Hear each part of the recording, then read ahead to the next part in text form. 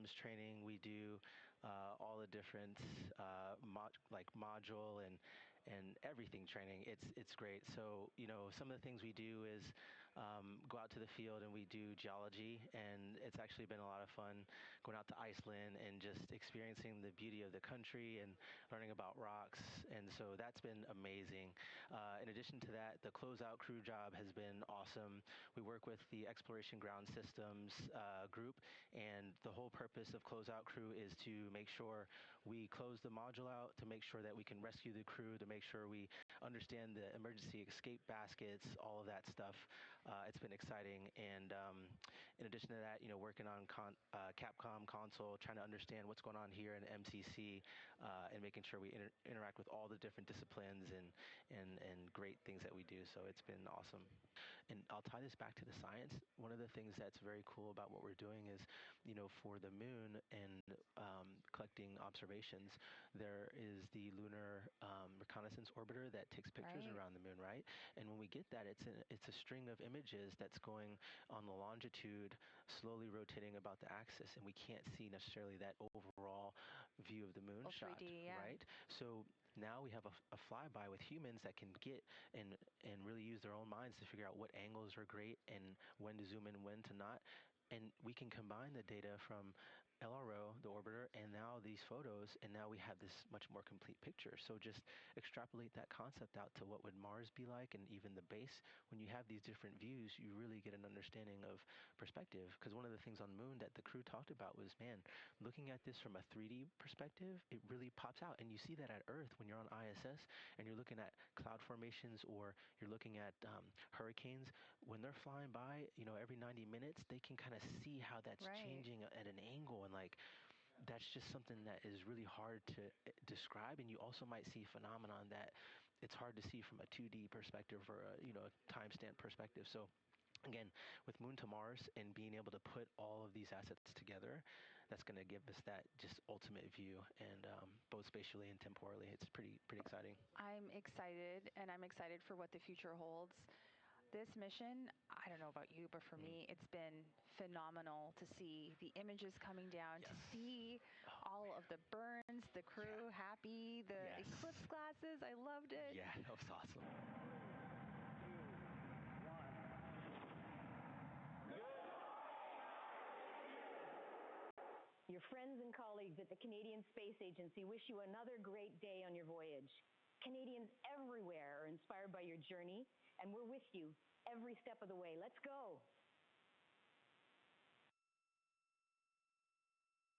You're looking live at a view inside the Orion spacecraft, now on flight day 8 into the first flight of astronauts aboard Orion. All 4 crew members are just wrapping up their post-sleep period, getting ready for the day and getting ready for their daily planning conference. We're expecting that here momentarily when they'll talk down with teams in Mission Control Houston, getting an update on their systems aboard the spacecraft, any plans for today, and asking and answering any questions. Again, some of the activities we expect the crew to participate in today include putting on and measuring for their orthostatic intolerance garments, or OIGs. They'll also get in some exercise, and we will see them in a couple of public affairs events as well. This is Artemis Mission Control. You're looking at a live view inside the Orion spacecraft of our crew on the Artemis II mission. Now a mission elapsed time of 6 days, 19 hours, and 30 minutes.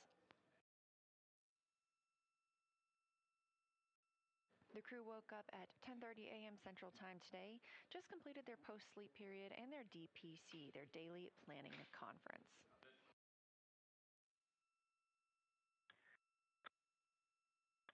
Houston Integrity, the CUD valve is closed. We have a good view out the windows. Our crew camera view is only so-so, and I'm waiting on your go. I will stop recording. Roger, and the SAW view is breathtaking.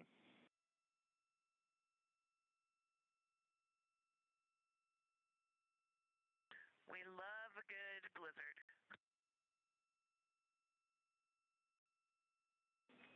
The less said about the snow, the better.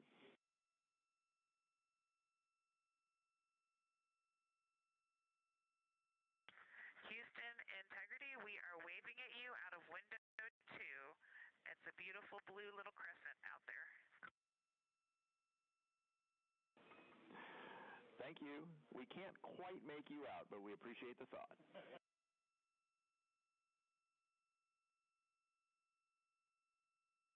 We're working on changing that. Thank you, Stan. And while I have you, can we do another dump just for purposes? Yes, you may. At this time. Please do. Thank you, sir. That was NASA astronaut Christina Cook reporting to Capcom Stan Love and all of us here on the Earth that outside the windows of Orion, she can see us right now. Of course, this is a view looking back on the spacecraft from a camera mounted on one of its solar array wings. We've been getting beautiful views of both the moon and the Earth, as well as incredible views of life inside the spacecraft. You can find all of those on images.nasa.gov, and make sure you follow NASA and at NASA Artemis on social media to make sure you don't miss a thing. We got so much going on. I feel like we're on the International Space Station right now. This is an awesome day here. Hey, can you confirm this is my final exercise of the mission? It'll just help me with stowage management. Reed, that's correct. Okay, thanks, Dan. And for what it's worth, today's exercise is the last exercise for all crew members. Starting tomorrow, we will not have the time. Integrity Houston for optical comm.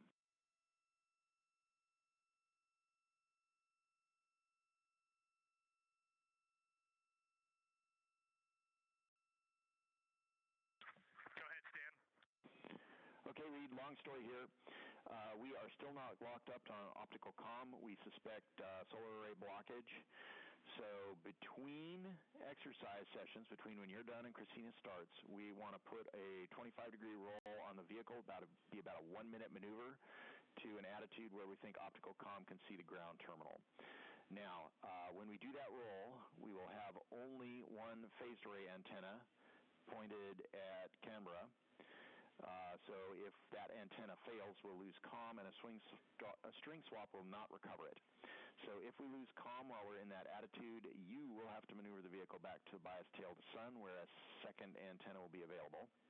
And I have a procedure number and some check MCC numbers when you're ready to copy.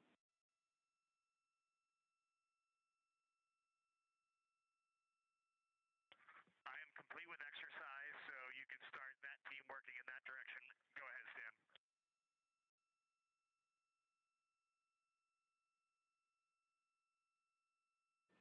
You can see some of those maneuvers happening right now. Again, targeting to sync up with OPCOM, the optical communications. This is a live view from the spacecraft, looking at the service module. This video coming from a camera mounted on the tip of Orion's solar array wing. There are 4 solar arrays.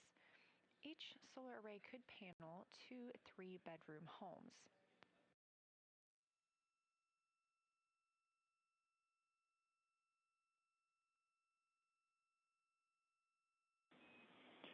Integrity maneuver and damping complete. We are go for crew exercise.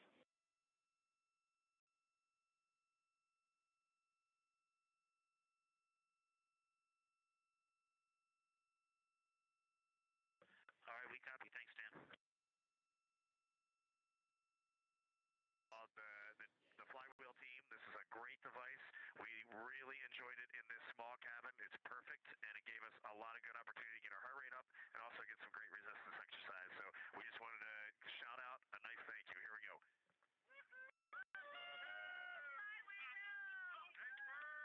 Thank you, guys. Thanks for the words and the cheers.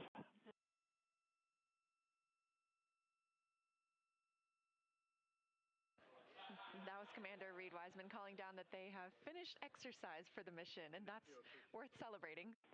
Integrity Houston, no action on the enabled caution. That's part of our cabin repress. It should clear on its own soon.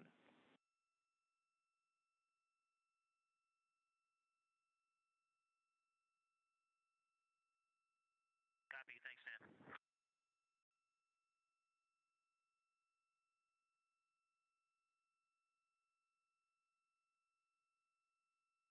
NASA astronaut and capsule communicator Stan Love calling to the crew aboard the Orion spacecraft. They received a caution about their cabin pressure. However, it will clear out on its own after the oxygen levels out inside the cabin. We are currently repressurizing Orion. There was a demonstration flight test objective to have the cabin pressure at 10.2 psi. That repressurization has been going on for about an hour and a half now, and the pressure is currently at 13.27. We're currently at a mission elapsed time of 7 days and 6 minutes, meaning it has officially been a week since Orion launched to fly around the moon and come back home to Earth, targeting that splashdown in 2 days, 1 hour, 25 minutes in the Pacific Ocean. We do expect to see the crew and hear from them shortly during the Canadian Space Agency Public Affairs event. That'll be in about 40 minutes. He hears us. We got you loud and clear, Josh. Great to hear your voice. We got Jenny and Capcom, and it's great to have you on board Integrity. Thanks for joining. Thank you, guys.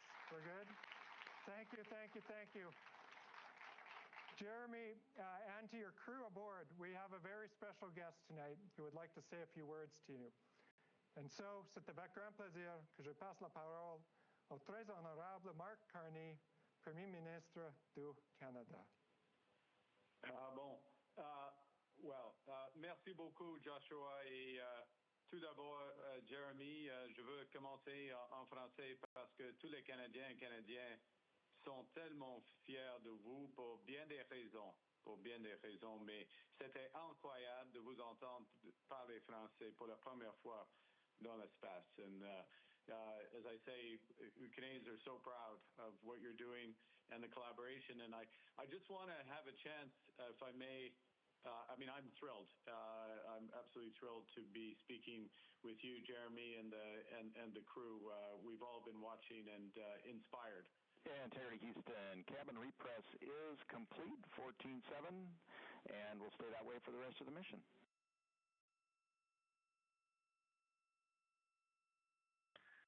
Stan, we definitely appreciate that, and you should probably just carry a note forward for future Artemis missions. If you do a large repress like that, there are certain things, such as CCUs, that collapse pretty significantly during that, no damage, but there are some things that we probably would want to vent along the way as we come back in pressure. Received loud and clear, Reed. We'll take that note.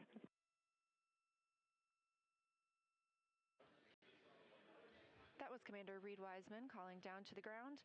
We did conduct the cabin repressurization today. The cabin pressure was kept at 10.2 psi for an extended period of time as part of a test aboard the spacecraft, as this is a test flight, the first flight of humans aboard Orion. Everything we learn is helping us prepare for future missions. Houston Integrity calling the blind from a Peltor, and just doing a test for the Peltor noise reduction flexible activity. These actually work really well. We have 3 crew members on Peltors, 1 in the toilet, and we're using the Bluetooth feature to talk between them, and they sound really good. Noise canceling makes them very quiet, and then talking to each other with push to talk on the headsets.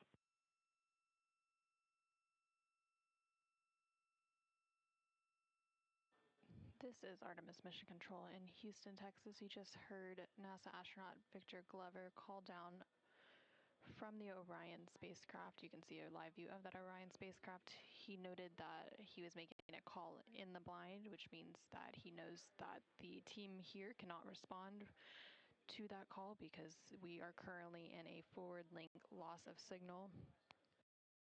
This is Artemis Mission Control. Following that brief data rate change, we now have those live views back of the crew inside the Orion spacecraft. Again, they're working through some stowage activities to start preparing for re-entry prep. They will do a lot of their reentry preparations tomorrow when they will be reconfiguring the cabin to prepare for splashdown, and they will also be studying their entry procedures.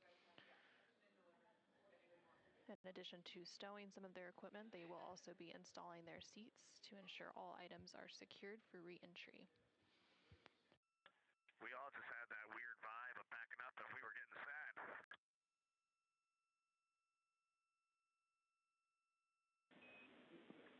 Oh, we feel it too, but we'll be happy to have you back.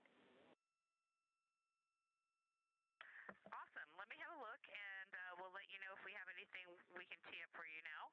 Otherwise, we'll wait for it as scheduled.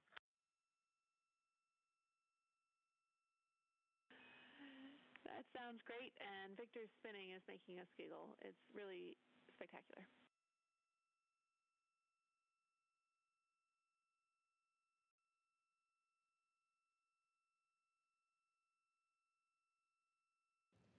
Integrity, this is NASA PAO Courtney Beasley. How do you hear me?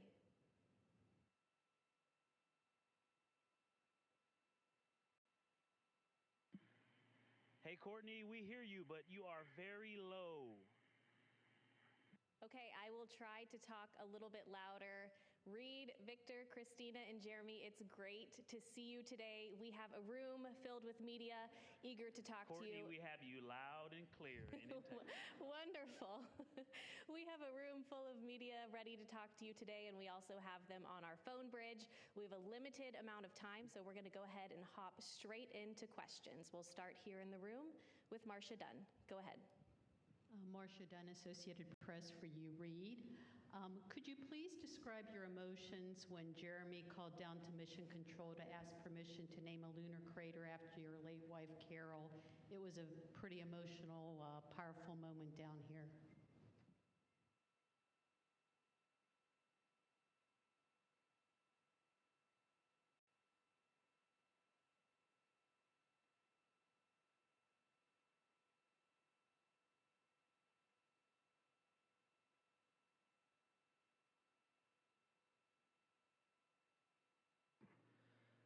Marcia, it was a powerful moment up here as well. My crewmates approached me when we were at Kennedy in quarantine, and they said, hey, the three of them had talked, and they would like to do this. And that was an emotional moment for me, and I just thought that was just a total treasure that they had thought through this, and they had offered this. And I said, absolutely, I would love that. I think that's just the best. And I said, but I can't give the speech. I can't give the talk. And Jeremy, the kind of guy he is, he said he would do it. And it was getting emotional there. And I think when Jeremy spelled Carol's name, Carroll, I think for me, that's when I was overwhelmed with emotion. And I looked over and Christina was crying. I put my hand down on Jeremy's hand as he was still talking. It was right there on that rail. And I could just tell he was trembling, and we all pretty much broke down right there. And just for me personally, that was kind of the pinnacle moment of the mission for me. That was, I think, where the four of us were the most forged, the most bonded, and we came out of that really focused on that day ahead. I think that was a very caging moment for the four of us. Thank you for that question, and it was a great moment. And we have seen just some extraordinary things that I thought we might see. They looked similar to what I thought they might look like, and other things that I just had never even imagined. And those were different perspectives that we saw these things from. But I have to say, it hasn't changed my perspective or the perspective that I launched with. But the perspective I launched with was that we live on a fragile planet. In the vacuum in the void of space. We know this from science. We're very fortunate to live on planet Earth. And the other perspective that I've sort of learned from others through life is that our purpose on the planet as humans is to find the joy in lifting each other up by creating solutions together instead of destroying. And when you see it from out here, it doesn't change it. It just absolutely reaffirms that. Houston, integrity for a quick, kind of a PAO item, but more of an item for the folks in the control room there. Go ahead. Do you have our video We do.